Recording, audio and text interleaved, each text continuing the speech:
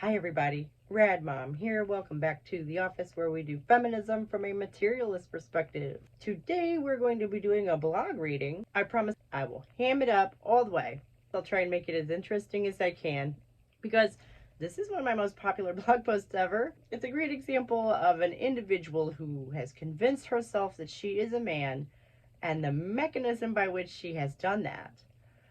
With a little bit of analysis sprinkled on top. Like the video if you enjoy my content and subscribe to the channel so that we can all work together to drag feminism kicking and screaming back to the real world, whether it likes it or not. So today we're going to hear about how Devon Price demonstrates her masculine essence. Denial is a hell of a drug. It can turn abuse into love, rage into wisdom, and women into men. Since I spent my writing time this week making videos, I was probably a little too happy to find Female Socialization as a Transphobic Myth by Devon Price. Devon thinks she's a man, and she loves sharing how her masculine essence insulated her from growing up female. I'm going to introduce Devon by way of a random anecdote she probably should have cut. I remember deciding one day in middle school that I was going to emulate my favorite fictional character, Hannibal Lecter. I inhaled Thomas Harris's books and tried to speak and carry myself like the classic Hannibal. Aloof and well-read, fussy and austere, with a deep-seated penchant for violence. I spoke with a practiced artificial elegance. I got into fights that year, stabbing a boy who had been teasing me in the thighs with a pencil several times. Nobody messed with me again after that. I was proud of myself for living like a masculine, queer-coded villain. I wonder why no one messed with her after that.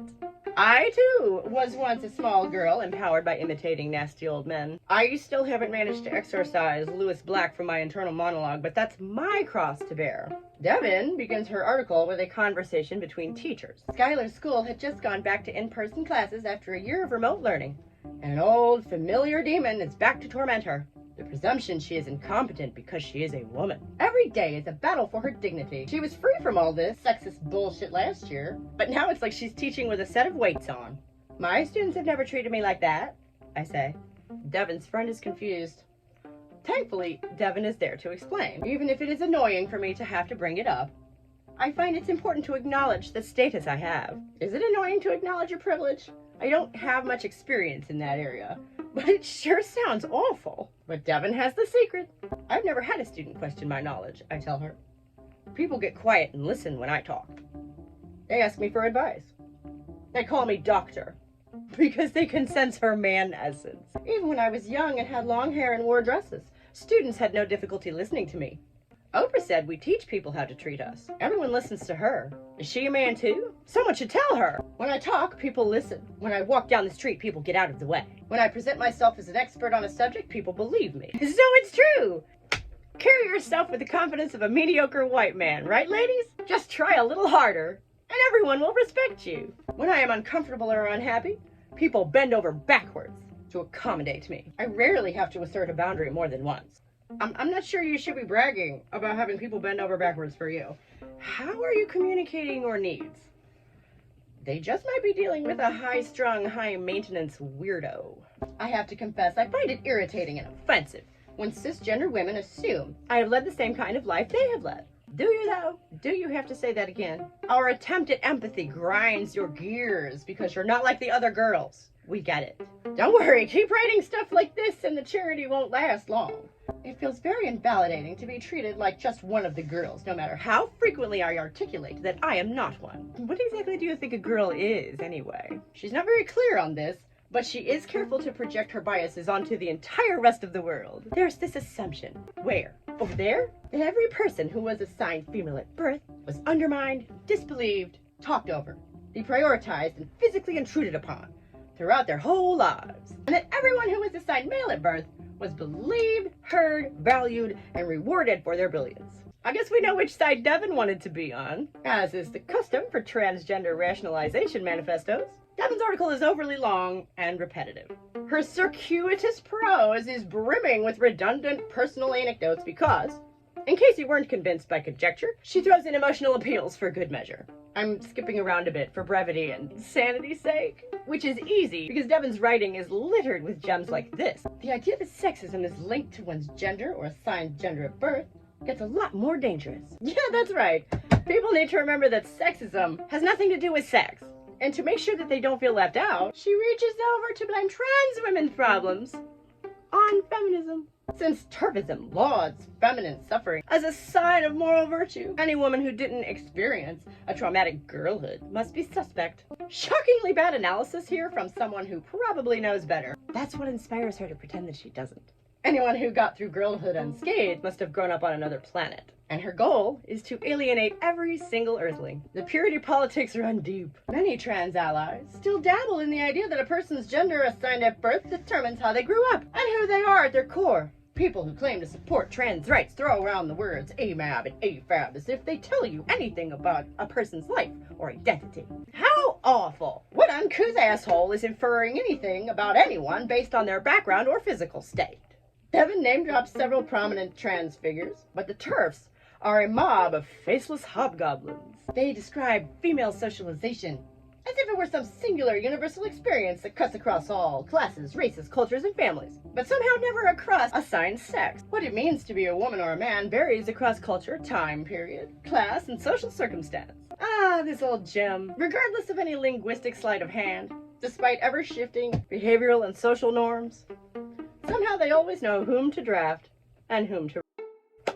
Weird. Almost as if sex and the social roles built on top of it are in fact two different things. But Devin has plenty of straw men to burn. If people viewed you as a girl when you were a child, the logic goes, you learned what it meant to be a girl. You absorbed the lessons and traumas of girlhood, and they will never ever go away. This is a laughably simplistic understanding of how humans develop. Though we may remember our early childhood experiences, our minds aren't locked in amber. So to speak of gender socialization as a single linear experience that ends in childhood is inaccurate. What brand of gaslit bullshit is this? No one is saying adults don't still experience sex-based discrimination. That's feminism's big issue. Get that windmill, Devin. You're so brave. Human development never ends. Our brains are forever adapting. The best predictor of a person's actions is typically the social context they are presently in, not their personality or identity. So even if a person used to move through the world being seen as a girl, they can quickly adjust behaviorally to being deferred to as a man. Not referred. Deferred to as a man. Translation: downtrodden people are resilient if you stop treating them like crap. If a person were raised as a girl, so to speak, their actions and sense of entitlement can rapidly shift once they are given the power a man has. Treat a woman like a full human being and she'll begin acting like one. Yes, I hear Victorian men found this especially vexing. Devin seems to get a real kick out of interpreting things upside down. I've seen this play out many times. A transgender man will come out of the closet, start presenting and behaving in a more masculine way, and suddenly everyone treats him differently. But why couldn't they see his masculinity before? Colleagues think his ideas are brilliant and his manner of speaking is compelling. Guys start regaling him with lurid stories about sexual conquests, and women start crossing the street to avoid him at night. In her zeal for inversion, she seems not to notice she's providing evidence for the sex-based socialization her title says does not exist. And she keeps twisting common wisdom to fit her narrative. The trans man is being male socialized because socialization is an ongoing process that never stops for anyone. Yep, our approach to life is a choice we make every day. The self-help industry makes bank reminding people to be proactive. Devin's main point comes down to a nebulous but palpable male essence. She can't stop giving us examples of masculinity as some sort of magic respect pheromone. People appreciated his work more simply because he was a guy. The scientist even overheard people gossiping about him, saying that his research was much more well done and impressive than the work of his sister. Of course, the scientist didn't have a sister. People were speaking about his own pre-transition research, which was done under his old name. What a relief to finally be seen, thought the scientist. Masculinity was the missing ingredient all along. This is female socialization. And yes, it continues all our lives. Not to worry, as soon as she's done explaining away girlhood, Devin gets right to explaining why we share it with trans women. Numerous trans women have been vocal about losing what semblance of male privilege they enjoyed upon coming out, to the extent they ever enjoyed it at all. A pun, perhaps? Her own pernicious female socialization betrays her, reminding her not to assign too much privilege while describing their loss of privilege. It's only because everyone can see their woman essence. They're on the receiving end of misogyny, but when they name that misogyny, They're accused of being dangerous pretenders who are appropriating womanhood. Yeah, reality bites. No one can see your magic gender essence. Acting all shocked and entitled when no one listens to you spout nonsense is generally the territory of men. But take off the dress, take off the misogyny, right, Devin? There are many more anecdotes, and I had prepared responses to most of them. But it all amounts to the same thing over and over. If you emulate stereotypically masculine or feminine behavior, people will respond accordingly. And this proves Devin was really a man all along. But the sickest part, of course, is how these people have themselves and so many others convinced that they are tearing down sexist stereotypes. You know, by embodying them to their utmost while insisting they never existed in the first place. How long until the fever breaks and everyone admits the emperor has no clothes? Is it possible for a metaphorical fever to cause literal brain damage? This unsustainable state of affairs cannot go on forever. I wonder how people like Devin will rationalize their next identity. I never wanted to be good at girlhood. Pity you never thought to ask yourself why. So that's the post. That was fun. A little bit of acting, a little bit. I'm so tired, y'all. You don't want to know how late I was up the other night. Editing that 30-minute monster the other day. I hope y'all enjoyed this. I encourage you to go and look at the blog. I spent, gosh, like 5 years writing post after post that 50 people have read. Please go and take a look at them. Let me know what you think. Let me know if there's any topics over there that you see that you would like me to talk about on the channel here. We're going to have something new for you on Wednesday. And thank you so much for joining me today here in the office where we do feminism from a materialist perspective. So y'all have a fantastic weekend and I will see you soon. Bye.